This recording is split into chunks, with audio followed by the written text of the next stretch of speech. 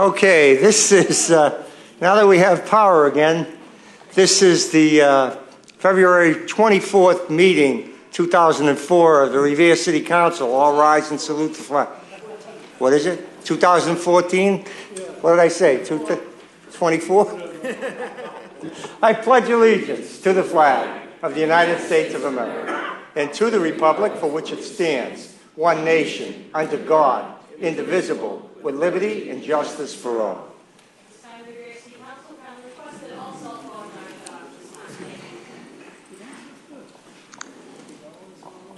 Roll call of the members. Councilor Rigo. Here. Here. Councilor Janino. Here. Here. Councilor Guanasso. Here. Here. Councilor Haas. Here.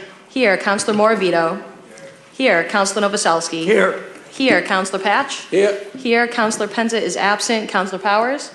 Here. Here. Councilor Reardon. Here. Here. And Council President Zambudo. Here. Here. Quorum is present.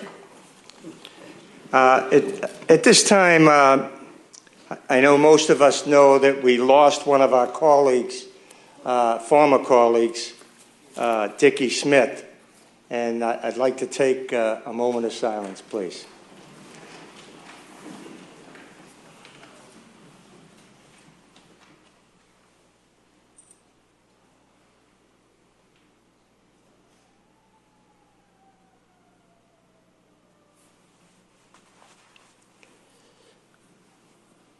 Thank you. At this time, I'd like to call on Vice President Guanasso to come up and read a resolution.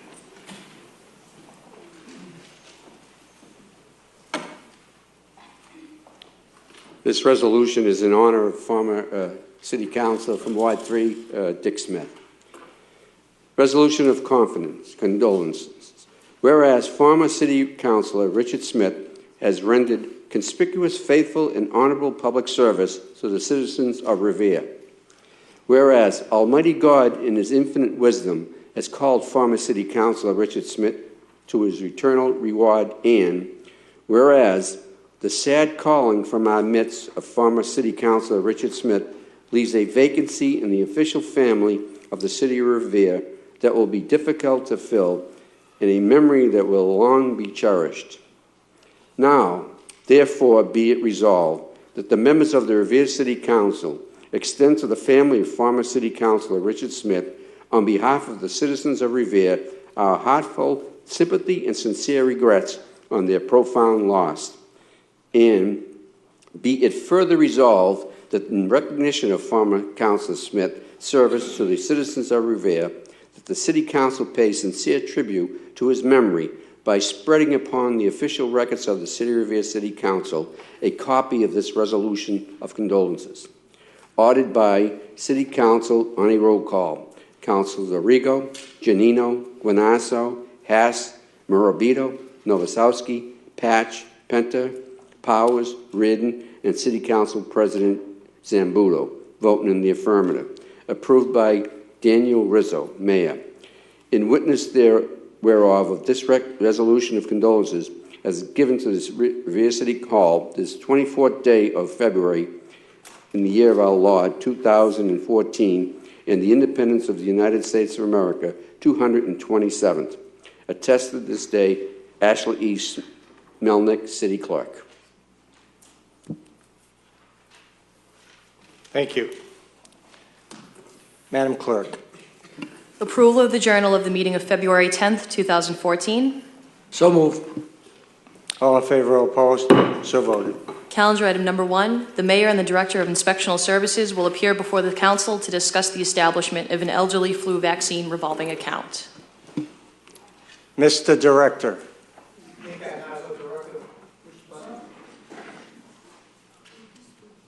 Okay.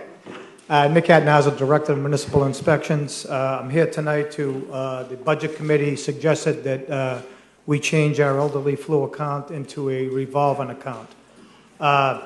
Years ago, we had a line item in the budget for buying flu vaccine through the state and buying supplies. Since then, I haven't taken any money out of that line item. I've kept it open in case the state doesn't reimburse us.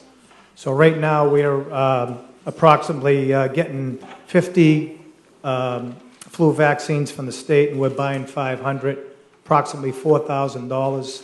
Next year, the vaccine's going up to $8,000 because it's adding an extra thing to the vaccine. And so it's going to go up to $8,000. Right now, we have approximately $15,308 in the account. We use that for buying supplies, buying vaccine, and keeping money in that account in case we have some sort of a pandemic, like we had a couple of years ago when we had H1N1 and vaccinated all the children in the school system. So I asked the City Council to change this account into a revolving account. Thank you. Thank you, Mr. Director. Any councilors? Mr. President. Do I hear a motion to? Motion to approve, Mr. President. Okay. On the roll call. To establish the elderly flu revolving account, account number 015212-525800. Councilor Arrigo? Yes. Yes. Councilor Gino? Yes. Yes. Councilor Guanasso? Yes. Yes. Councilor Haas? Yes. Yes. Councilor Morbido? Yes. Yes. Councilor Novoselsky? Yes. Yes. Councilor Patch? Yes. Yes. Councilor Penta? Is absent. Councilor Powers? Yes. Yes. Councilor Reardon? Yes. Yes. Yes. And Council President Zambudo? Yes. Yes, the revolving account has been established. Calendar item number 2, Verizon, National Grid, and Comcast will appear to discuss ongoing utility work in the city. So I see National Grid here. It appears Lone soldier. his colleagues abandoned him this evening, but I'm sure he'll be able to handle all our questions nevertheless. Hopefully. Dan Cameron with National Grid with offices at 170 Medford Street in Malden. And Thank you, Dan. so Stan, I spoke to Stan today. He was not able to make it this evening. He's tied up on another project. And I did get the double pole removal report for this month. It wasn't a big month in terms of numbers. Obviously, weather was a major concern. We had storms. Both his company, our company, were battling a number of storms and frost and cold weather and a lot of snow. So, but we did make some progress with some of our transfers. I think it was Councilor Reardon was asking for us to be down on Bain Street. We were down there today. We plan on being there tomorrow. So we're hoping for a bigger month in March. Councilor Haas. Thank you, Mr. President. I just want to thank you people because there was a double pole across my house at 155 Fenley Street, and it was fixed within a month. And that's unheard of, so I wanted to start the meeting off favorable. Thank you. Okay, thank you. Thank you, Councilor Haas. Councilor Guanasso. Thank you, Mr. President. Dan, in reference to doing a good job, we know that's taken place, and we understand the bad weather was working against us. So we look forward to a very productive spring, I would hope. But if we could pay some attention to Cummings Ave, it's a small street that has about 4 or 5 locations with double poles, and it seems to me like it needs a little attention. And the other one that sticks out pretty blatant in Ward 3 is Revere Street. That seems like we need some help there too. So if we could pay a little bit of attention to those 2 areas, that would be grateful to those residents who live there and have to experience those double poles in front of their homes. Okay. Thanks, Dan. Thank you, Councilor Guanasso. Councilor Reardon. Thank you, Mr. President. I would say that we'd be very expecting way too much to have the utilities have much of an accomplishment in the weather we've been having. What with the snow piled around telephone poles and utility poles, it's almost impossible to expect too much. So I don't think we really do expect it, but we would like the spring to produce some results. And once again, and if I have to say this every time we have a meeting on this, I'd like to see a more useful report rather than the report that we get. I think it would be very, very much useful if we had some idea of what we could expect on each and every given double polls, how soon we could expect them to be done. That way we could have a standard to hold you to. It's really impossible to say. I mean, I look at the report and I go through the report and it's fine. I get a little highlighter and a highlight thing, but it's hard to determine what we can expect. I mean, it's still there, and I say, geez, it's still there, but I don't know whether I'm being overly concerned and my expectations are too high or otherwise. And I'd really like to see a report that gives us more information. And I know you guys, last time you said you were here, they were working on doing something like that, but the sooner the better, I think. Thank you. Yeah, I think if the three of you can get together and maybe just give us a projection of a completion date. You know, I know that's hard to try to sort out when crews can do each phase of this, but, you know, if we say we expect this double pole to be out of there within 3 months, you know, something realistic, not to hold you to a minute in time that it's going to be done, but at least to give us a ballpark idea. I don't know how you do that, but that's No, why. I think we can do that. What we're trying to do is concentrate on streets that have multiple poles, so the crews aren't going all over the place. The exception to that is any special ones that you have that could be a safety concern or what have you. So, but I think we can give you a plan for like what we're trying to do over the next 3 months. Council Powers. Thank you, Mr. President. Dan, there's a pole at 143 Rice Avenue, and I think you're aware of that. I know Yes. Stan Yusevich is. I believe that the easement has already been signed by the person that lives on Rice Ave, so that we can get that pole out of one location into another, so the fellow can get on with his life down there and build whatever he's looking to build. I'd appreciate if you would pass that on to Stan Yusevich, because it's probably Verizon that is the first. It will be, yes. Okay, and so then assuming if the easement has been signed, that would give them the approval to go in. We went down there, we gave it to them about 3 weeks ago, so I can't see any reason. If it's not signed, let me know and I'll make sure it's signed. Okay. And the other thing is at the corner of Elman Library, there's a pole there. It's standing on a couple of blocks with some debris around it. I'd like to... What street is that, Councilman? Corner of Elman Library. It's on Library at the corner of Elm. Okay. So I'd like to get that pole out of there as quickly as possible if we can. It's an annoyance to the residents down there. And that's basically it. Thank you, Mr. President. Thank you, Council Powers, and I thank you, Dan, for your great efforts. Okay, thank you. Calendar item number 3, hearing called is ordered on the Chapter 148 license request by Wellesley Squire LLC, 17 Lafayette Road, Northampton, New Hampshire, requesting a Chapter 148 license from the Revere City Council for above-ground storage of 1,334 gallons of flammable liquids, 1,080 gallons of combustible liquids, and 60 gallons of LP gas in a commercial garage license at 649-655 Squire Road. Proponents, people in favor. Name and address, please. Good evening, councilors. Corey Rhodes. Corey Rhodes for the applicant, Harley Davidson of Boston. We're at 14 Proctor Avenue in Revere, D'Ambrosio Brown. We're here representing one of the premier dealerships of the well-known Harley Davidson motorcycle brand. They are coming into this fair city. They've been working on this for quite a while. If I can bring it back to some of the procedure that we've gone through here. Special permits were granted by this body in this last summer. We went through various permits to get a Class 1 license at the old Johnny's Foodmaster building, also a commercial garage in that property, and in the neighboring property, the Bally's unit that you would know, there's a warehousing use in that property. We're really wrapping up. This is kind of in the last stages.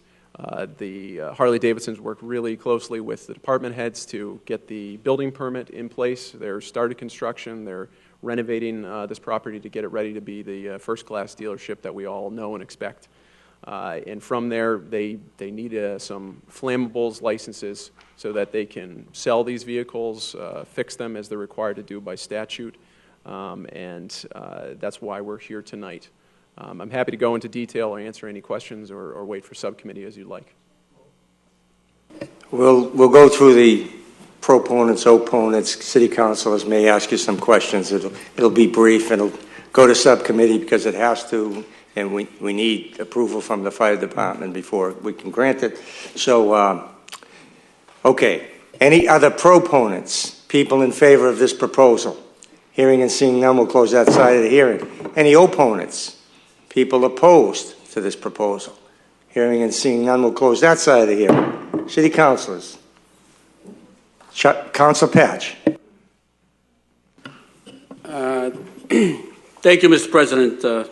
See that it's in my my ward. I did get a call this morning from a constituent that was concerned when he evidently read the that it was on the agenda. He was concerned about it being a big tank in the back, and which I share his concern. But I told him that in this day and age, I don't think that would have happened. I said, but I had sensed the call. I had several phone calls and text messages with the fire chief, Chief Doherty, and he got back to me. He says that basically what you're requesting is just what a normal dealership or a gas station. Exactly. It's really up to him to sign off on it. But he said that they are.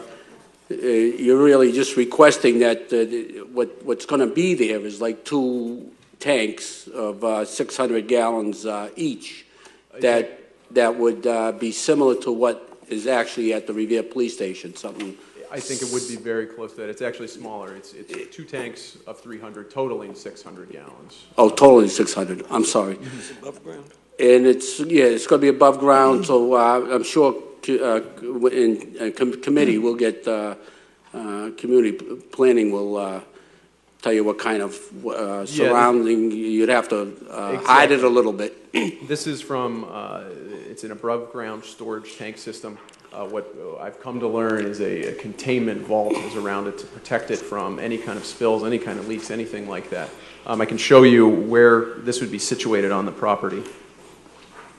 You have Squire Ave running here. This would be the Johnny's Food Master building. It is actually going to be a very small piece far in the back of the property. I would say it's going to be very hard to see from Squire Road or Route 1 or really anywhere around there. The trees, the bushes in this area are pretty mature and well developed, and it's really not going to be as large as I think some people might have kind of got an idea for. It really only be two tanks totaling 300 gallons. That sounds good, and I'm sure he'll be happy to. He's listening. He'll be happy to hear that. Excellent. Thank you, Mr. President. Thank you. I think we all have 250-gallon oil tanks, those of us who have. Yeah. So it's not much bigger than that. Councilor Giannino.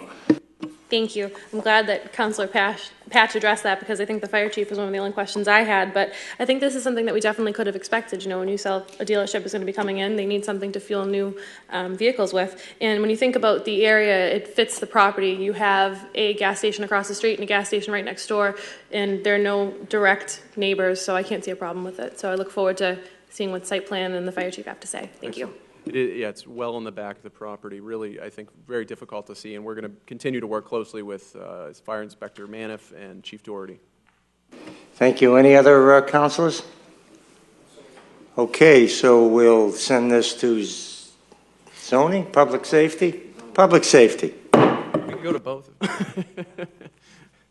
Calendar item number 4, hearing called as order on the Chapter 148 license request by Wellesley Squire LLC, 17 Lafayette Road, Northampton, New Hampshire, requesting a Chapter 148 license from the Revere City Council for above-ground storage of 600 gallons of flammable liquids and 200 gallons of combustible liquids at Squire Rear Road.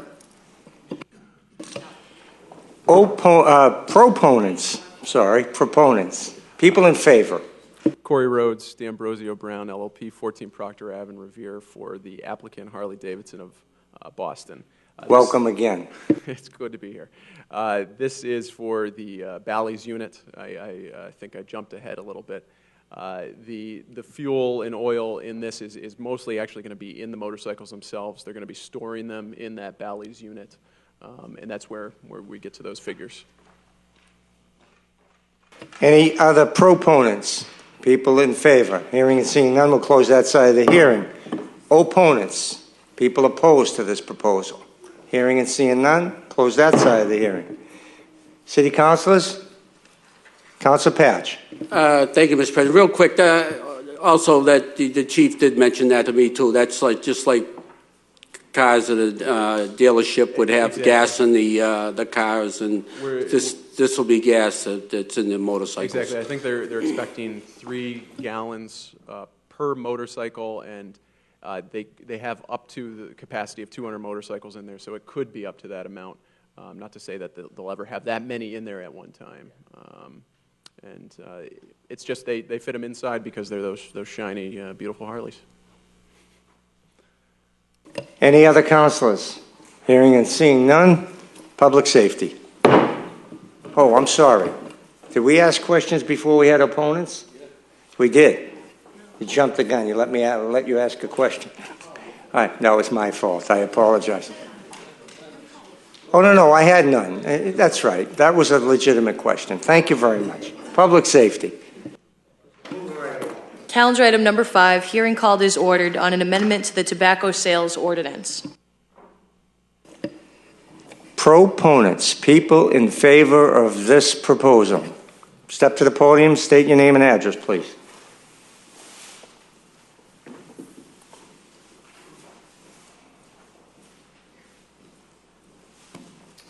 Jonathan Winikoff, pediatrician at Mass General Hospital. 300 Ocean, give us an address. 55 Fruit Street, Boston. Oh, okay. Thank you. All right. Thank you for having me here today. There's a number of people, so I'll try to summarize and keep my comments brief because I want to make sure everyone has enough time to speak.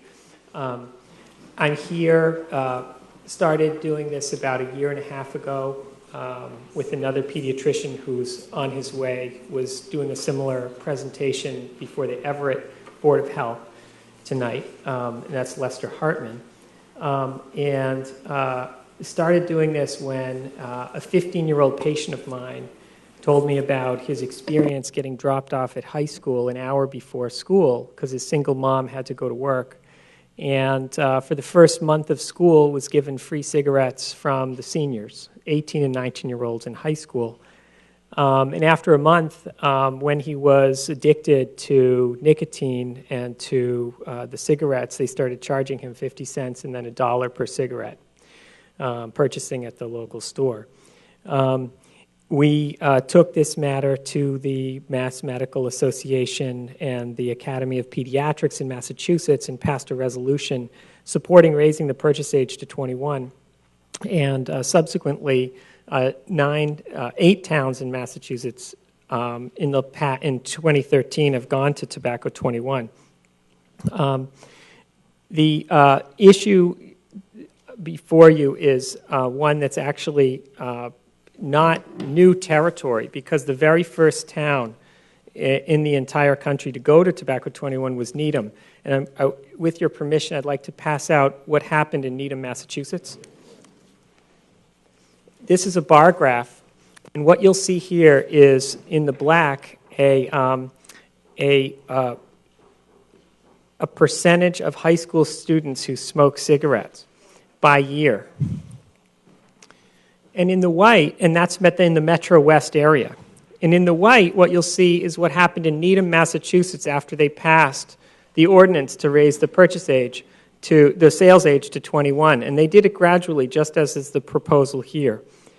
And what you'll see is that an over 50% reduction in teen smoking. Now, I don't need to reiterate this to you guys because you know that tobacco and smoking is the #1 preventable cause of disease and death in Revere.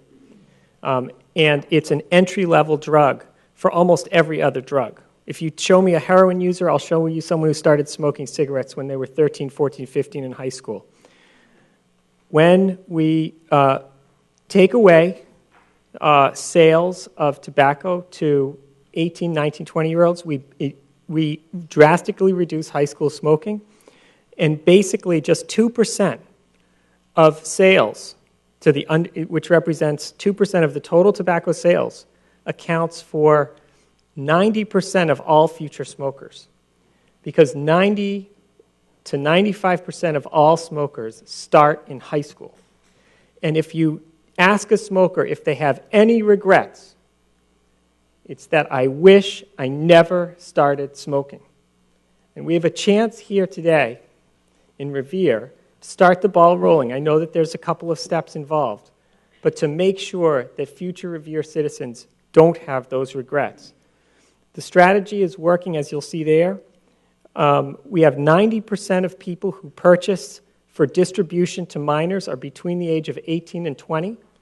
We know that alcohol regulations caused an 80% reduction in drunk driving fatalities. It doesn't take away the problem, but what it does is it drastically reduces it. We know that we have certain rules about gambling, 21. Tobacco is as deadly as alcohol, and it's as dangerous for the public health.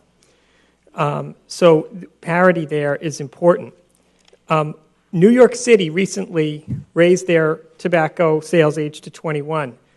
This next document that I'd like to give to the council documents the data that we presented on behalf of, from Massachusetts, to help New York City with their decision to raise the tobacco sales age to 21, which they did this past fall.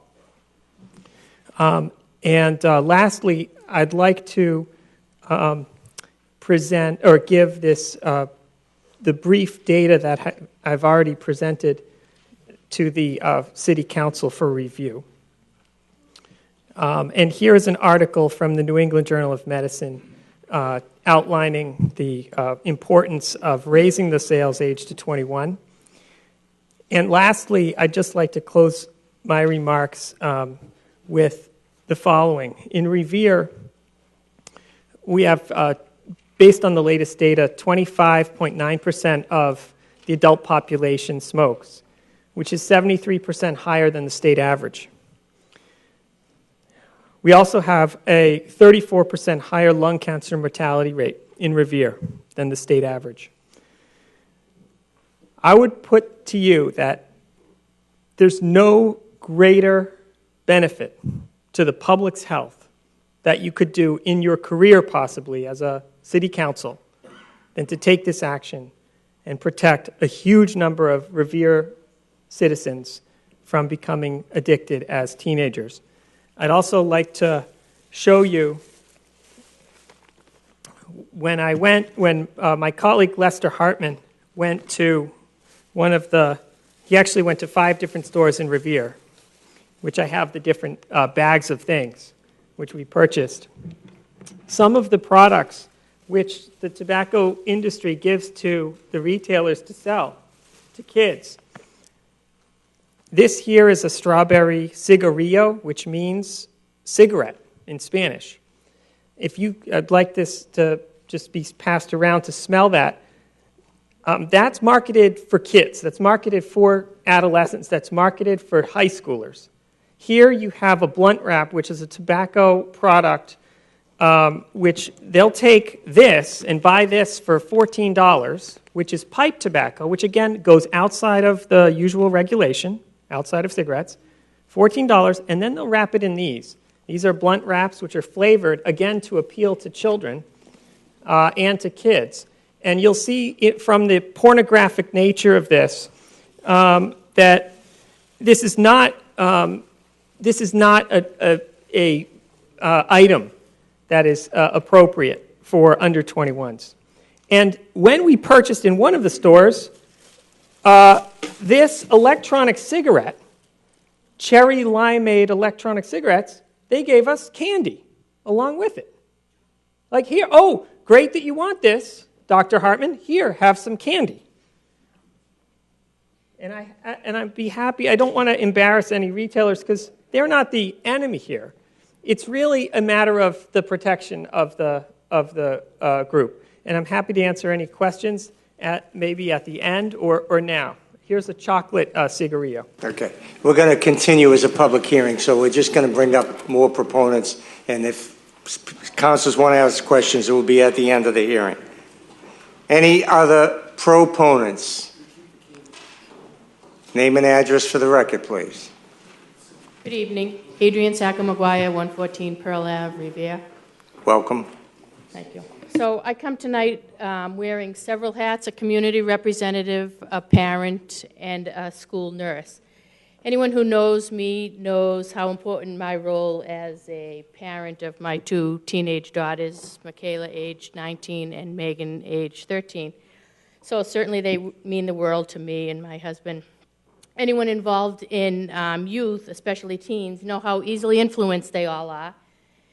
You know, I said to we talk about cigarette smoking, drinking, all of that in our homes, and certainly that's because of a lot of the help that we've received over the years from Revere Cares and Mass General and all those groups. My daughter's always said, you know, we're not going to smoke, Mom, we'll never smoke, and certainly as a parent we hope that's true. But the world is a different place, certainly, than it was when we were growing up, and peer pressure is really tough. Some kids see cigarette smoking as being cool, or, as we all know, teens need to experiment. But more importantly, we know cigarette smoking is addictive, and we just heard about how the companies are targeting youth. I mean, all those examples were perfect, what you see in the stores. How can we know how cigarette affects our kids or our adults and then still allow our kids access to cigarettes? We've made so many strides in the health and welfare of the citizens in Revere by all of the things we've done over the years. Hopefully this will be one of the next things we do. I won't go into any data because we all know how important it is to not have our kids start smoking before age 21. Our youth risk behavior assessment survey that we do in schools tells us that these kids are smoking. I mean, they're telling us. We need to make it tougher for our youth to have access to cigarettes, and certainly this won't stop it. You know, maybe they'll go to Winthrop and Everett and wherever, and maybe the kids who are older will buy them for them, but if you're 16 or 17 and you have friends who are 18 and 19 in high school, they're going to buy them for you, and what we need to do is stop some of that. Obviously, a similar strategy worked when we changed the alcohol, the drinking age from 18 to 21. We didn't stop drinking. We made it tougher for these kids to get alcohol, and we've seen a decrease in drunk driving fatalities. So some of our tactics work. We have a high smoking rate here in Revere, and we need to do something, and we need to do it right. We need to change the age and figure out how we're going to enforce it. You know, as a nurse myself, if for nothing else, we need to think of the health and welfare of our adolescents and young adults, and we need to make a change from 18 to 21. Thank you. Thank you. Any other proponents? Name and address for the record, please. Thank you for having me. My name is DJ Wilson. I'm the Tobacco Control Director at Mass Municipal Association, and the association is located at 1 Winthrop Square in Boston. I do have one handout for the councilors. This is a statewide list of who has done what on this issue. So I was first before the City Council in 1995, and I'm still working on tobacco issues. But one of the goals of the state program is to lower the initiation for youth to start using tobacco products. It has been a whack-a-mole ride for the last 20 years, and the industry keeps on morphing. And as you saw, we've seen some highly flavored tobacco products out there that are very cheap, a lot cheaper than a pack of cigarettes. And we also see this unregulated industry of e-cigarettes coming forward. So one of the many policies that are being promoted now is to lower youth access, is raising the age of 21. So you'll see that Needham did this, did a three-step process like alcohol did back in the 80s in Massachusetts. And so they've been at 2005 since then. Just to note that none of these towns, including Needham, have ever had a legal challenge to this.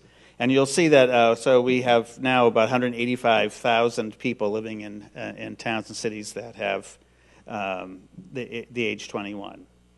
One big difference between the alcohol, just to note, one big difference between the alcohol, raising the age of the alcohol and raising the age for tobacco that would be helpful on the tobacco side, is that we do know, and a lot of people, family and friends may have experienced this, that the later someone starts smoking, the easier it is for them to quit. Conversely, the earlier they start smoking, the much harder it is for them to quit. So when you talk to people who started smoking at age 12 or 13, so we do believe that if you're raising the age, like in alcohol, it would be much harder for those preteen and early teen years to get their hands on tobacco if the age goes up to 21. So we would see, even if you had older teens getting their hands on tobacco, the chances of them quitting earlier and reducing the health risks, the long-term health risks would be much better.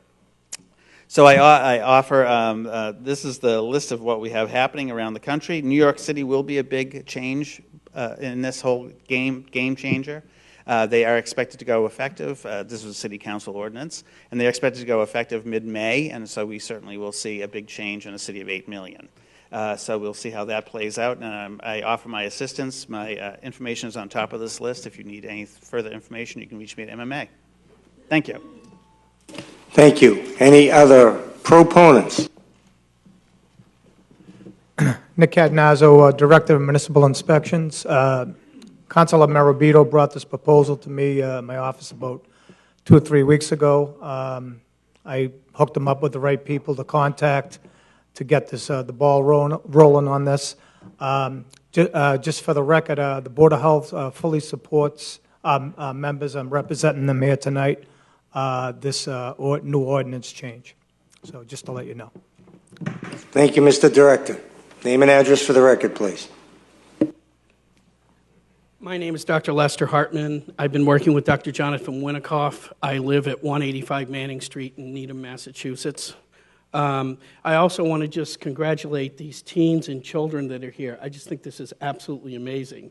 I've yet to be in a city council meeting or town council with this much participation. Thank you very much, because you are the root of this, and you are the most important things for our future generations, and I want to thank you. A couple of things I just want to, perhaps bear with me. I apologize I wasn't here. I was in Everett just now at the Board of Health meeting, and they just finished up, and I just came right over here. A couple of things I want to say is, one thing, number one, 90% of tobacco products obtained from kids under the age of 18 are obtained for people between 18 and 20. 21 is the magic cutoff point. 19 is not. That is not a compromise, that's a defeat. 21 cuts it off, and you see the Needham data. When it went to 21, it dropped it significantly. The other argument we get, and I've been now to 40 town meetings and multiple hearings, is the military argument. If I can fight, I can smoke. Well, let me put it this way to you. The brain neuroscience is showing, because you can't rent a car till 25, if you look at it, the brain neuroscience is showing, in fact, that judgment in the frontal lobe doesn't fully wire till 25. So you're putting people at addictive risk if you go young enough with this, number one. Number two, the U.S. Army Surgeon General, not the Surgeon General, the U.S. Army Surgeon General's website says, soldiers that smoke are less combat ready, and wound healing takes longer. Let me also reiterate, the VA hospital spends $8 billion a year on COPD, 80% of which is from tobacco smoke. So this is why I want to emphasize to you that 21 is the answer. No other age is the answer, and it makes it easy for the convenience stores, because then they know alcohol and cigarettes are. One other point. When they went to 21 with alcohol, there was an 80% reduction in nighttime auto deaths in teenagers and young adults. 80%. What does that say about judgment? A soldier at 18 will listen more to a command, perhaps, than somebody who has better judgment to ask at 25. And you can't get a gun permit in this state until you're 21. Now, you can use it in a war, but you can't have a gun permit back here until you're 21. So please keep these things in mind when you're looking at this process. As Dr. Winikoff said, If we're doing this to save our children, this is what we have to do, and this is the most important public health vote you will probably ever take. Thank you very much. Thank you. Are there any other proponents?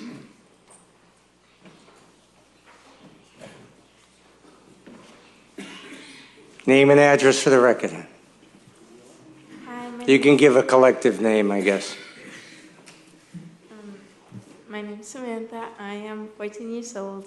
I am here with Revere, and I go to Revere High School. The Revere Youth Risk Behavior Survey has shown that 20% of Revere High School students have smoked cigarettes in the past 30 days. That is about 300 kids. If those kids turn into daily smokers, 1/3 of them will eventually die from tobacco health-related problems. I have a friend who back in 8th grade, I used to see him smoking a lot in the bus. It's like, I think now he's still doing it. I hope not, but I think it would be good to raise the age for tobacco sales, because that would make it harder for them to get it, and it would prevent the kids from smoking. Thank you very much. Young lady, give us your name. You can just give us your first name. Hi, my name is Bopa. I'm 15 years old. Can you hear me? Try to speak into the microphone. We won't bite you, I promise. Okay. Hi, my name is Bopa, and I'm 15 years old, and I'm a student at RHS, Revere High School. And research has shown that when minimal legal sales age of tobacco are adequately enforced, they are effective in reducing or delaying smoking initiations among youth. This leads to lower smoking prevalence rates, saving millions of dollars in health care costs, as well as significantly increasing not just the length but also the quality of life across populations. Thank you. What's your name, honey? Hi, my name is Kiana, and I'm 15 years old, and I go to Revere High School. About 700 kids under the age of 18 become regular smokers each day. 1 in 3 will eventually die as a result. We should do everything we can to prevent young people from smoking and save lives. Increasing the minimum legal age of sale for tobacco products to 21 will help achieve these goals. Young man, your name, please. Hi, I'm Jordan. I'm 14, go with Revere Youth in Action, and go to Revere High. Revere has the highest lung cancer mortality rate compared to the 6 bordering towns. Thank you, City Council. Please raise the age of tobacco sales. Thank you. Name, young lady? Hi, I'm Molly. I'm 15 and I go to Revere High School, and I'm with Rhea. And the adult smoking rate is 73% higher in Revere than statewide. The mortality from lung cancer is 34% higher in Revere compared to Massachusetts. Thank you. Thank you very much. Anybody else? Name and address, please. Good evening, councilors. I'll make this brief because I know we have had a lot of people talking. My name is Viviana Cataño Merino. I'm a resident at Pearl Avenue. I'm a mother of 2 children, and I'm also a staff member of the Revere Cares Coalition and a member of the Alcohol, Tobacco, and Other Drug Task Force here in Revere. So I'm not going to reinstate all the reasons why we think this is important. The task force fully supports this motion. For all the reasons that you have heard today, because tobacco industries, they target our kids. They target my kids. They target the youth in Revere. And I just want every parent to be aware of that. They understand that our kids are more vulnerable to addiction at this age, and they use that against us. So I would like to speak to you just personally as a mother. I work in the prevention field, and I talk to my children every day or often about why they shouldn't smoke, why they shouldn't use drugs and alcohol, and the effects that will have on their brain. Thank you, Maya. And for example, Maya asked me, why is this person at church smoking? You might want to turn the sign around. Why is this person smoking and why can't they stop? And I said, they have done something to their brain and now they can't stop. This is why I don't want you to start smoking. But as the old saying goes, it takes a village to raise a child. So there's only so much I can do or teach my kids. I think as a community, we have to make a stand and create a positive environment, create environmental changes that makes it possible for my children and for the youth in this community to make positive decisions for themselves. So I ask you to please seriously consider this motion. Thank you very much. Thank you. Okay. That appears to be all the proponents. We'll close that side of the hearing. Any opponents? Counselor, I don't envy you. I've been here before, Mr. President.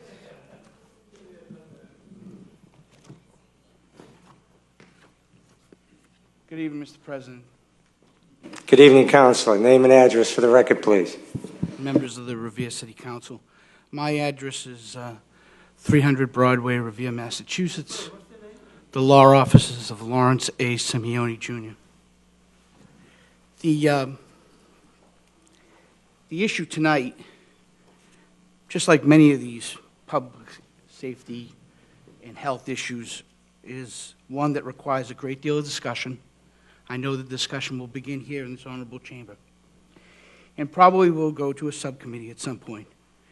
My expectation is that that subcommittee, the parties will be able to bring forth their arguments in a little longer and more relaxed setting than this public hearing. So my comments to you are going to be brief, with the understanding that we will be able to really get into this issue. The particular amendment seeks to amend Revere Revised Zoning Ordinances, Title 8, Chapter 8.36, the sale of tobacco products.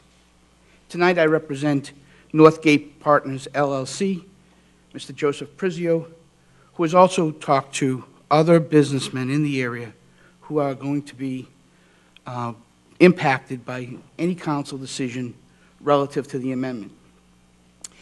The particular amendment seeks all tobacco products. So you're looking at smoking products and non-smoking products. Cigarettes, cigars, things that people use in the sports field, dip, chew, and that type of thing. It doesn't define a particular, it doesn't cut the present definition as established. The concerns from a business perspective are that if this were a state law, if it were passed by the ballot question or by our honorable legislature, and it affected everybody equally, then I can imagine no opposition from the business community. We encourage a statewide law in this matter, because then we'll all be at an economic, business environment, fair playing field.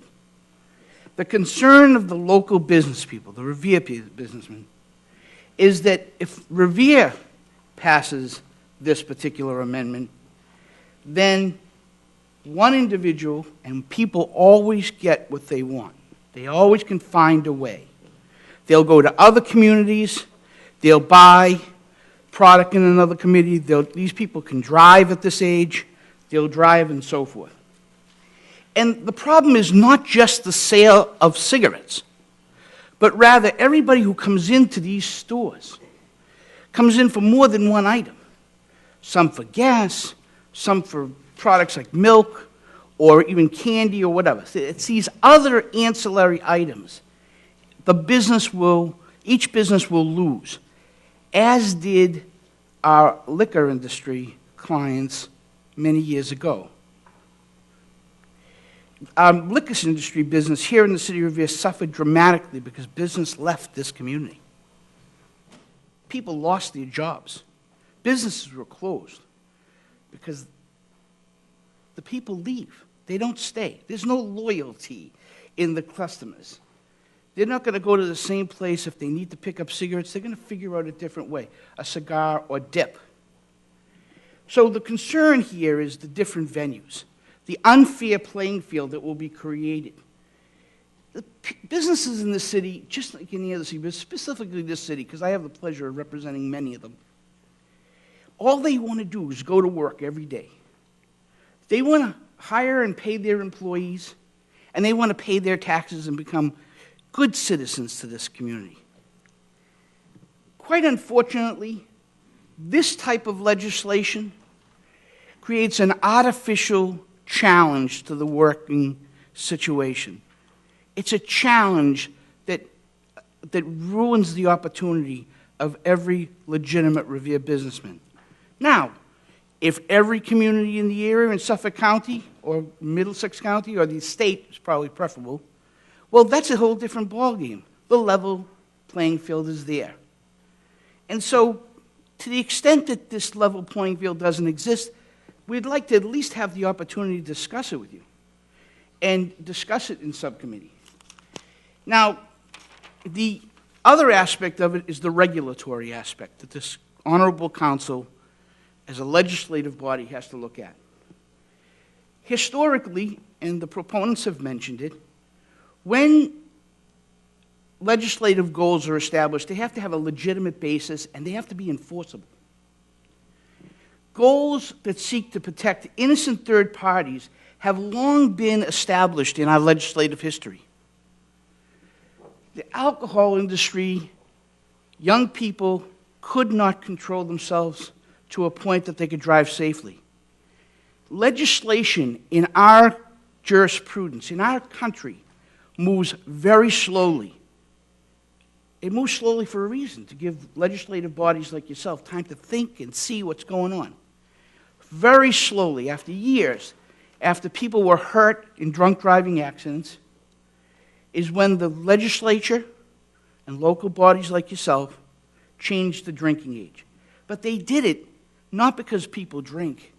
It's because third parties were being injured by people who drank excessively and went in motor vehicles and hurt them. Again, the third party protection by legislation is where it's appropriate. Here, we're looking at people, or focusing on individuals that are 18 years old or above. These people are adults. Those of you who will eventually receive a package from me, from the Attorney General of Massachusetts. She presents a package of individual rights at age 18. Her comments are straightforward. When you turn 18 in Massachusetts, you've reached the age of legal adulthood. You have nearly all the legal rights and responsibilities of an adult. Among your new rights are the right to vote, serve on juries, to marry, to enlist in the military, or get medical treatment without your parents' consent, and to be responsible for any contracts you sign. We've reached a level. This is the Attorney General. The Commonwealth of Massachusetts in its legislature has established 18. When they decide to establish it's 19, well, then that will be the law of the state. But what we do know is this. When you try to protect third parties, it's a valid legislative proposal, and it can be enforceable. But when you try to get individuals to think and operate a particular way, you're dealing with private rights. Private rights. The right for someone to smoke, the right for someone to drink. When the government tries to impress upon the individual and impose upon that individual their private rights, their decisions, which at 18 they are considered a young adult, it always doesn't fly. As a matter of fact, most of the time it doesn't fly. It's not enforceable, and it tends to be unsuccessful. The situation here is that my clients and business people alike want to come and talk to this council. But we'll tell you that as a regulatory body, and only you will make this decision, you have to decide how successful this will be. The individuals that the the proponents have spoken about are third parties, not the kids who are smoking cigarettes. They're saying third parties are coming in and distributing unlawfully tobacco products to young people. Well, there's laws. They need to be enforced. There's already laws in the books. They need to be enforced. If we're not enforcing those laws, how difficult will it be to put on individual municipalities the enforcement capability of this piece of legislation? I would only ask again, where will it stop? One physician after another will come and tell you, you drink too much soda, it's not good for you. You eat too much of the wrong foods, it's not good for you. When will it stop? We already had one particular city try to say that if you sold Coke or soda in a large quantity, they were going to try to rule that out. It's a tough call, no question about it, and we look forward to discussing it with you. Thank you. Thank you, Council. Any other opponents? People opposed? Step to the podium, please. Name and address for the record. Thank you, Mr. President, and the rest of the members of the council. My name is Shahidul Islam. I own a franchise here, 7-Eleven, as you can see, next to your city hall. I'm here not to defend that, smoking, drinking. To me, everything is health-related. But the question is here, why we have to regulate cigarette just because of age? As the councillor eloquently explained, we give the people to right vote. We go to vote. We choose our councillors at the age of 18. We go to defend the country, fight the terrorists at the age of 18. And here I'm going to tell my son that you're going to be waiting till 21 years of age to smoke? No, that's, as a parent, that's my responsibility. I sell cigarette. I don't smoke. My son does not smoke. My daughter does not smoke. That's parenthood. You cannot enforce the law by artificially influencing people. And I'm not interested in the health aspect or all those things. These are bad. I admit that. My question is, we are talking about the level playing field. Here, I have a store right at the border to Chelsea. Here, this council say, you cannot, Mr. Islam, you cannot sell the cigarette. My son comes, oh, thank you. I'm going to the Chelsea, 2 minutes drive. I bought the pack of cigarette. Did I serve the purpose? Of course I did not. Did I lose the business? Yes, I did. Did the city lose the taxes? Yes, it did. So I agree with the councillor. It should be handled by the state as a legislature so that everybody has the same chance. They all follow the same rule. We already sent enough people to the neighboring state of New Hampshire to buy the cheaper cigarette, and hurting ourselves, our cigarette sales went down by 12 to 13% compared to New Hampshire. Did they protect our kids? Did we stop our kids not to go to the New Hampshire? I was at a meeting last week on Friday at the Franchisee Association meeting. Cigarette sales in New Hampshire going up and up and up. Did I stop my son? I did not stop drinking. This is New England. We are closely connected states. So when we make a law, we have to consider. So I hope you take it to the next level. Thank you very much. I appreciate it. Thank you for your input, sir. Any other opponents? People opposed? Hearing and seeing none. Councilors, Mr. Morabito. Thank you, Mr. President. First, let me speak about why I made this motion. I made the motion because when I looked at the statistics of Revere and how they compared to surrounding cities and statewide statistics, you heard the compelling evidence tonight from many of our speakers.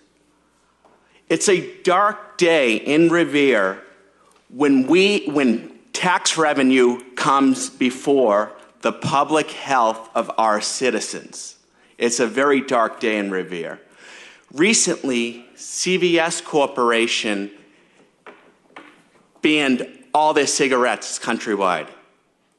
They put the public health before their revenue. Does that tell you something? It sure does tell me something. It tells me the day that we put revenue before the public health of our young children is the day that we're not serving correctly as city councils. And we have an obligation as city councilors to act in the best interest of our city and its people. Passing this motion would be acting in their best interest. Some of the things, Attorney Simeone said they can go to Everett, they can go to Chelsea. You know what? Let them go to Everett. Let them go to Chelsea. As long as they don't buy them in Revere and our future generation is safe, that's what I care about. And that's what each and every one of us care about. As Dr. Winikoff said, the purchase will only affect 2% of their sales. 2%. Obviously, Mr. Simeone keeps mentioning every business. He does not represent every business. And if he did, he'd be making a lot of money tonight. But what he does represent is Northgate Realty, who also has, obviously they're not suffering financially if they can afford to pay him to represent them. You know, maybe they should come up here and speak from their hearts like I am right now. My main concern about this motion is because I care about the children of our future. I want to see this motion passed. Statistics from Needham show that this works, and we need to do this. And I know this is going to go to subcommittee. Any other councilors? Well, this is going to go to at least 2 subcommittees, perhaps 3. It's going to go to zoning because it's an ordinance. It's going to go to public safety, I believe. Or no? Okay, so it's going to go to public safety and legislative affairs, joint committee. I wanted to give it to you, Chairman. You're getting too much work over there in zoning? Okay. Calendar item number 6, report of the zoning subcommittee. Chairman Reardon, I know you're overburdened. We'll take a 1-minute recess. 1-minute recess.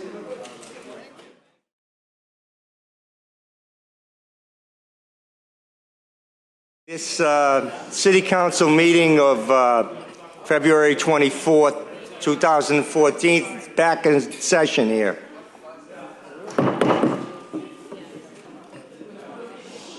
Madam Clerk. Calendar item number 6, report of the zoning subcommittee.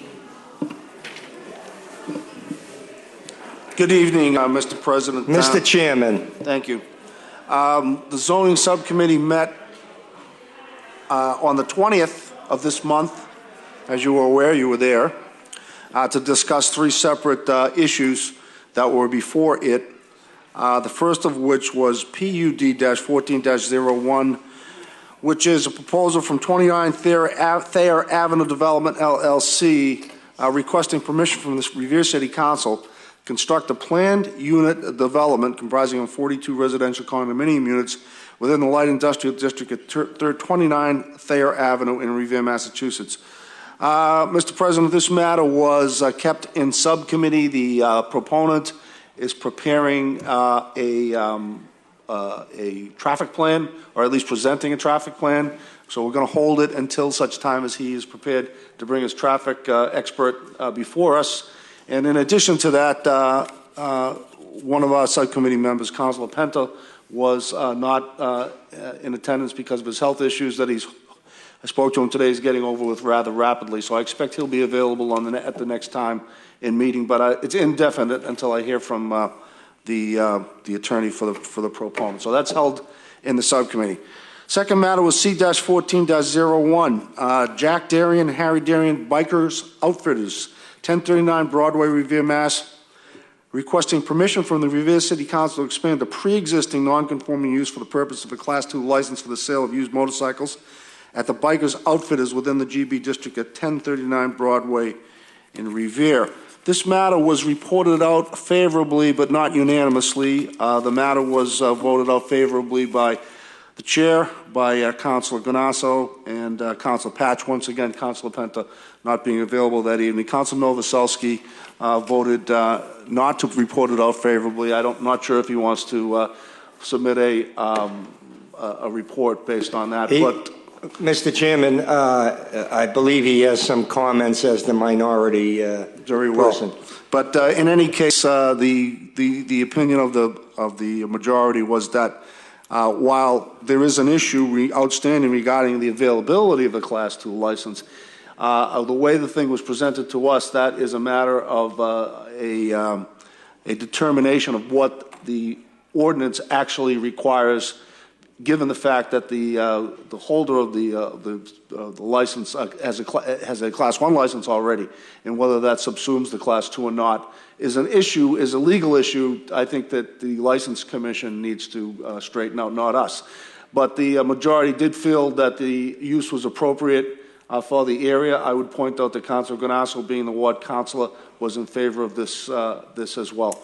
So I present it to you for a vote this evening on issuing the special permit and leaving the legalities up to the License Commission. We'll take a vote in a minute. We'll let Councilor Novoselsky give his little minority report if he has it. Well, if you want, I'll continue on to the last item, which was held in Committee 2. That's C-14-02, Victoria Vanacore Revere Adult Health Day Health Care Center. 765 Revere Beach Parkway, Revere, seeking permission from Revere City Council to modify a non-conforming structure for the purpose of expanding the operation of an existing adult daycare facility at 765 Broadway, Revere Beach Parkway in Revere. The major reason for holding that in the subcommittee, again, was Councilor Penta's absence. He is the ward councilor in that area. But in addition to that, I think we wanted a little bit more input regarding their parking issues down there and what they plan on doing as far as hours of operation. There's some issues brought up also. So we'll hold that pending Councilor Penta's return. That's it. Thank you, Chairman Reardon. We will have a minority report by Councilor Novoselsky. Then we'll take up the vote on the Class 2, the Bikers Outfitters situation. Councilor Novoselsky. Thank you, Mr. President. And with all due respect to the committee, we did had a good meeting. And my basic problem is I think Bikers Outfitters runs a nice shop. They do a good job down there. My basic problem is what this city council passed several years ago through home rule legislation, going through the legislature, is that we limited the number of Class 2 licenses. We currently have 42, approximately 42 if they're still around, in the city. I know there's no more than 42. And we allowed, in this council, and every one of the older members that are on this council now, voted to reduce it to a maximum of 30 licenses and by attrition. So it could go below 30, but then if people gave them up, they can go up to 30. And this is my basic problem. I know some people say, well, we made a mistake. Well, the council went through the legislature, the House went through it, the Senate went through it, and the governor signed it. We are limited to 30 Class 2 licenses in this city. Now, there's a question of whether or not this person had a license before. They did have a license before, but they did not renew it and they did not pay their fees for several years. That's an abandonment of a license. I believe they have a Class 1. I don't know if that's that's only for new vehicles, I believe. So I'm tired of seeing used vehicles in the city of Revere. We're called Used Car City, and I'm sick and tired of it. That's why I went through this several years ago.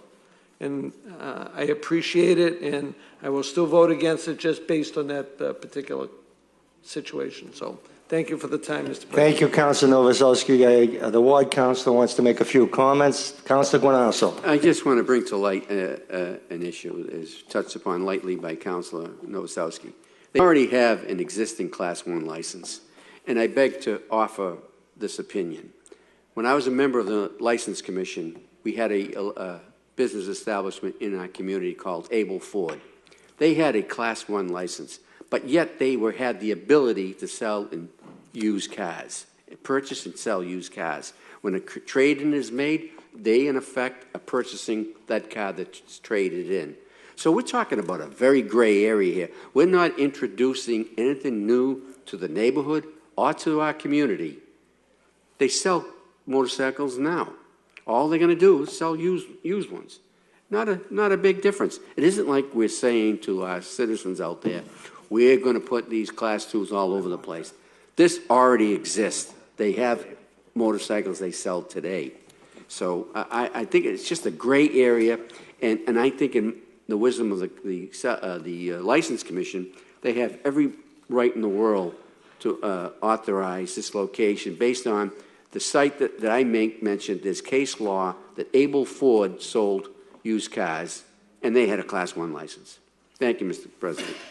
Thank you, Councilor Guanasso. I tend to agree with you that if you're selling new motorcycles, I can't see why you wouldn't be able to sell the trade-in vehicle. So we'll let the License Commission make that decision. So I believe we'll vote on the proposal from the committee. Will this be subject to the findings of site plan review, calendar item number 8? I meant to suggest that we suspend rules in order to take up site plan reviews communication. And that, I think, that was contemplated by the subcommittee as a requirement. It's kind of a minor requirement, but it's on suspension of the rules. All in favor, all opposed?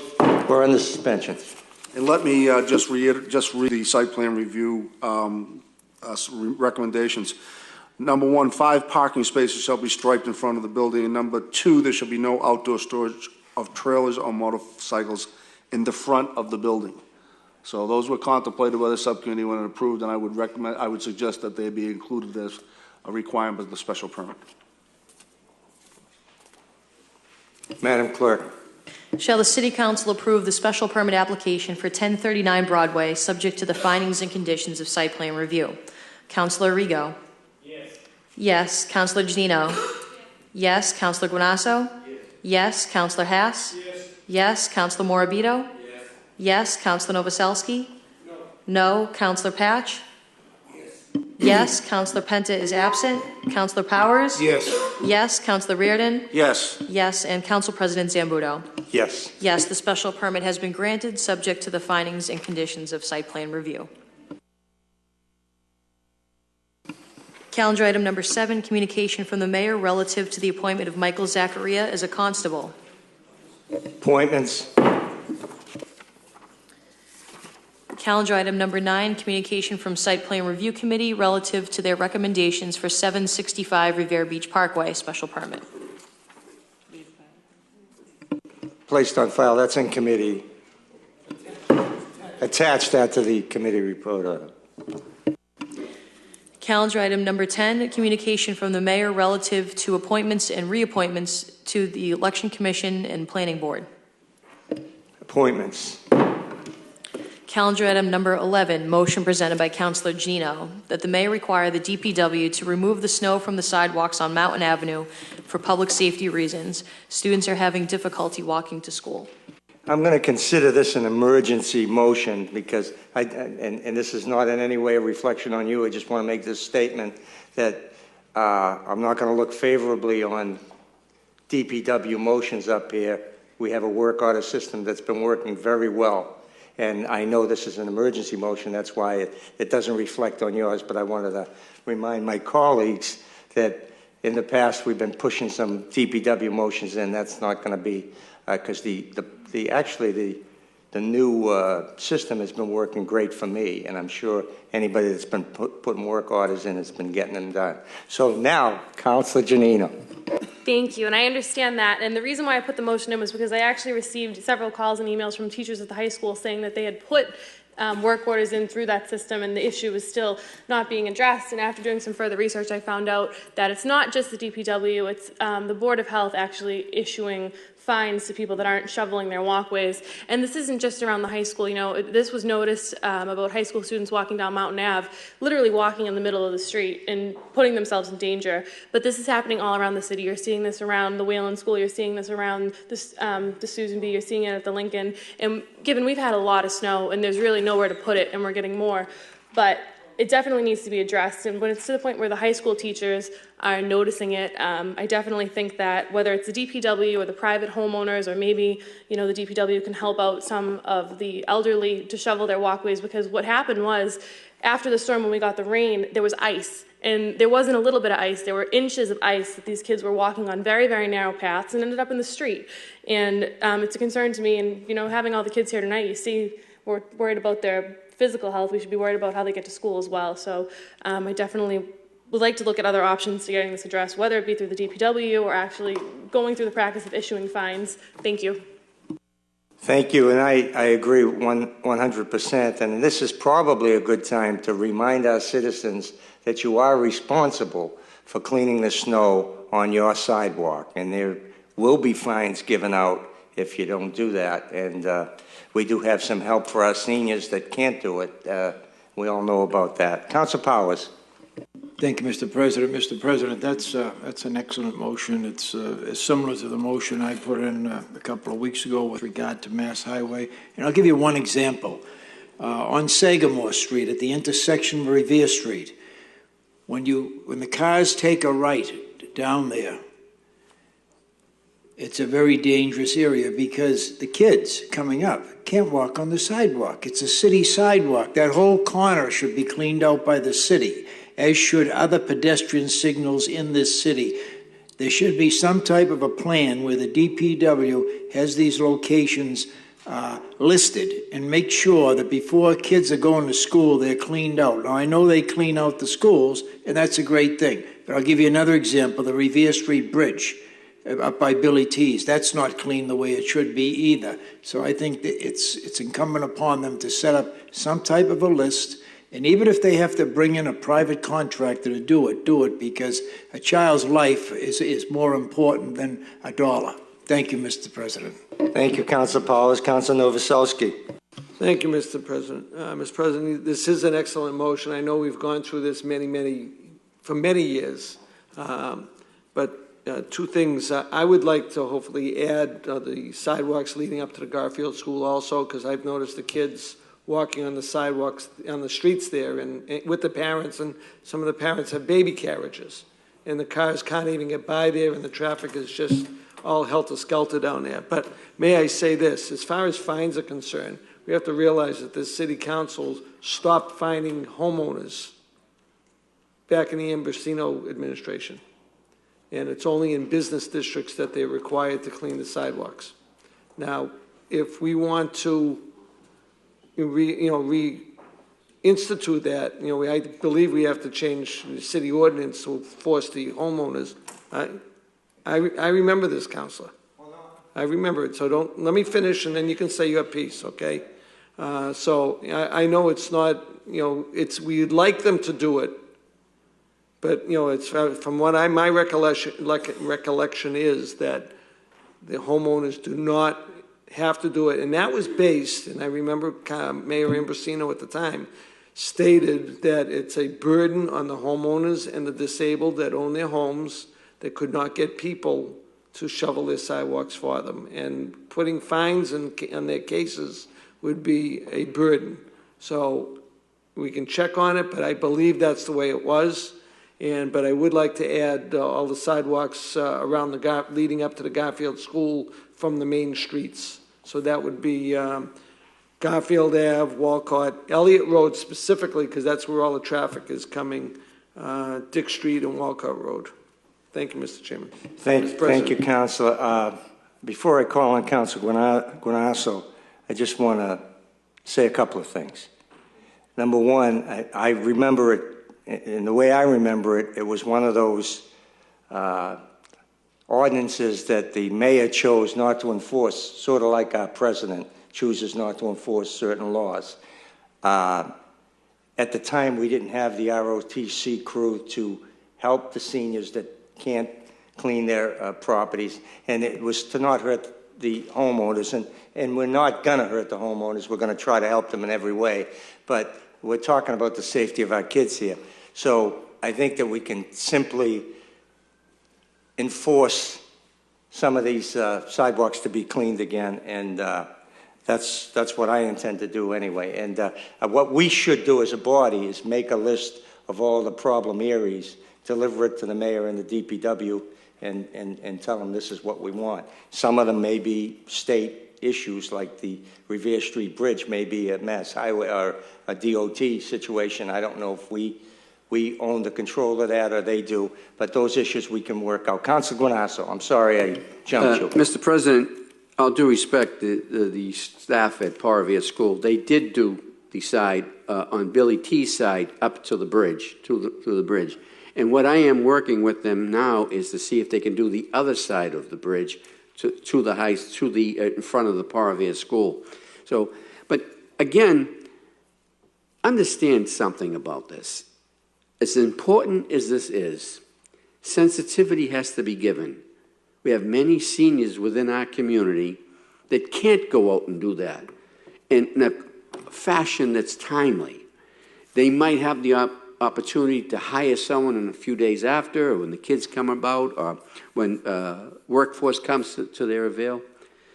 But this is a highly sensitive issue, and to mandate, and I think we've been very flexible with as a community based on the fact that it is sensitive. But the same token is we have to get the surrounding areas, proximity to schools, we have to get them clean. So if we, and that's why I like the nature of Councilor Giannino's motion, because she refers to the DPW to require this. She's not putting this extra burden on community citizens who are elderly. So if we can get some sort of, and maybe tomorrow a lot of things will change with this, Mr. President, and we'll have the funding source to do these proper things. From your lips to God's ears. Well, I just think that, you can do a lot of wonderful things with money, and this is one of them. We can make sure that our citizens are better protected with this type of cleanup. Thank you, Mr. President. I agree with you, Councilor, and we do have the snow angels for the seniors, you know that. Councilor Giannino? Thank you. I'd like to amend it to include areas within the main roads on our school zones, in all of our school zones, instead of just Mountain Ave, because that would address Mountain Ave, some of the other main roads, and some of them in other wards. This was just the one big one that was brought to my attention, but I definitely agree Revere Street was an issue, and there are some other main roads in the area that are.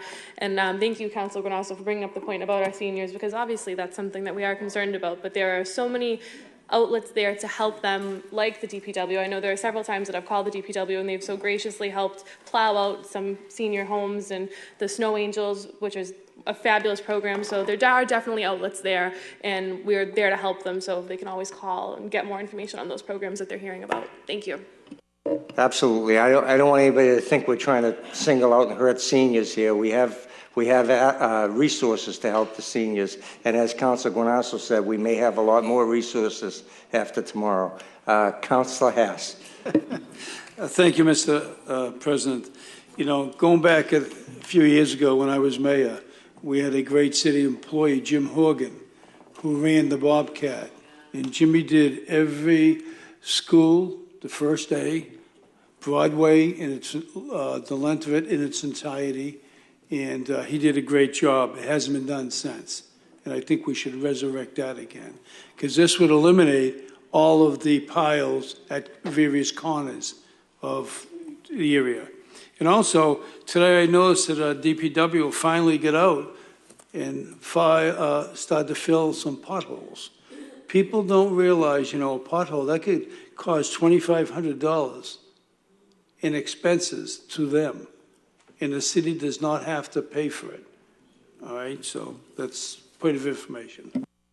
Well, perhaps, as we said, with this new funding we hope to get, we could buy more Bobcats and have a man to do that. And I'll just say, I hit a pothole in Melrose yesterday, and I thought I broke my axle. So it's not just Revere. There's potholes everywhere.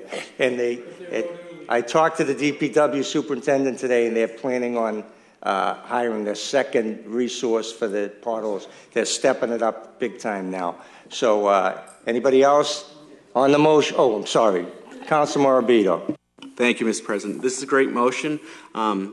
If Councilor Janino could add Salem Street to that motion, I would really appreciate it. I was in the neighborhood this week, and what happens is there's so much snow on the sidewalks, kids are being dropped off at the end of the Revere Saugus line after school, and they have to walk in the street. And the winding road just makes it very difficult for them to walk on the sidewalk because of the snow, and they might get hit by cars. So, friendly amendment. I believe that if we do it to include the school zones, that it should cover That area. If it's yeah, main her road, amended so motion that should do already it. covers that, I believe. Okay. On the amended motion, all in favor, all opposed, so voted. Calendar item number 12, motion presented by Councilor Novoselsky, that the Revere Traffic Commission revise the Revere Revised Ordinances, Schedule 18 of Title 10 off-street parking meter zones by reducing the number of meters to 6 from 10 on the easterly side of Municipal Lot A along the wall of 157 Shirley Ave. Councilor Novoselsky. Thank you, Mr. President. Mr. President, this is one of 4 motions that you will be hearing tonight. And this is at the bequest of the business owners of Shirley Avenue. And what's happening is they're getting tickets on their own personal cars by coming to work. They have no place to park. So I have had discussions with the parking clerk and his staff. And we had a meeting down in Shirley Ave at one of the restaurants, and it was very well attended. The mayor was there, the police chief was there. Sergeant Janino was there, and Sergeant Chapman was there, and they wanted some ideas of what we can do. And the mayor is behind this 1,000%. Like I said, the next 4 motions relate to taking care of the business owners by allowing them to make a permit parking area in the municipal lot on Shirley Ave, and still leaving a few meters for the store owner so the people don't park there all day long and they come in and they don't have to go back on Shirley Ave and bring their packages back out to their cars. So this will be the use of business owners and residents of Shirley Ave, and the business owners will be given a visitor permit, 1 per owner, to park their own vehicle in this lot. During the day, this lot is empty. There are no residents there, and we feel it's the right thing to do, and we're going to pursue this and all these motions. And there's one other motion that we'll be bringing up at the next meeting for an ordinance change. Thank you. So you want to take these all up at once? Well, I think we have to read them into the record anyway, so it's, please. Okay. Calendar item number, On the motion, all in favor, all opposed, so voted. Calendar item number 13, motion presented by Councilor Novoselsky, that the Revere Traffic Commission revise the Revere Revised Ordinances, Schedule 8 of Title 10 by establishing a 30-minute parking zone from 8 a.m. to 8 p.m., Monday through Saturday on the northerly side of Shirley Avenue at numbers 60, 64, and 66 Shirley Ave. The area involved is 30 feet long from a point approximately 20 feet from Thornton Street up to 3 feet from the next driveway. Thank you, Mr. President. Councilor Novoselsky. Appreciate it. Sorry about that. This is a group of business owners up near Thornton Street, the old Nats Pool Room area, and across the street that we'll be talking about the next one, that people are parked there all day long and they don't have places for their customers to park, and the customers are getting tickets for parking on corners, and we figured if we had a bigger turnover of spaces from 8 to 8, and then the residents can still park there at night, overnight when they come home from work. So this is another business request. Thank you. On the motion, all in favor, all opposed, so voted. Calendar item number 14, motion presented by Councilor Novoselsky that the Revere Traffic Commission revise the Revere Revised Ordinances, Schedule 8 of Title 10 by establishing a 30-minute parking zone from 8 a.m. to 8 p.m., Monday through Saturday on the southerly side of Shirley Avenue at number 65 Shirley Ave. The area involved is 30 feet long from a point approximately 20 feet from Thornton Street up to a point 20 feet from Sumner Street. Councilor Novoselsky. Thank you, Mr. President. This is similar to the item number 13, and we hope that the council will pass it to send off to the Traffic Commission. Thank you. On the motion, all in favor, all opposed? So voted. Calendar item number 15, motion presented by Councilor Novoselsky that the Revere Traffic Commission revise the Revere Revised Ordinances, Schedule 9 of Title 10, resident parking sticker areas by establishing 23 spaces in the Shirley Avenue Municipal Lot A. The areas involved shall be the spaces in rows 2, 3, and 4 westerly from 157 Shirley Ave. Councilor Novoselsky. Thank you, Mr. President. Mr. President, this relates to item number 12 and removing the meters, and we'll be removing the meters and then making permit parking. So that's it for now. Thank you. On the motion, all in favor, all opposed? So voted. Late motion presented by Councilor Rigo that the mayor provide an update to the City Council relative to the city's snow and ice removal budget. Councilor Rigo. Thank you, Mr. President. Mr. President, we've already talked probably enough about snow and ice for the evening, but I think it's kind of a timely motion given that we're going to get some snow potentially on Wednesday. And I read a report in the Boston Globe this weekend about cities and towns that are grappling with snow and ice issues, budget issues, and I think we should get an update on where we are in terms of potential deficiency, and I know we've already gone into our reserves for over $3 million. So it'll be interesting to see, if there's a plan in place to make up for any deficiency that we might have. Thank you.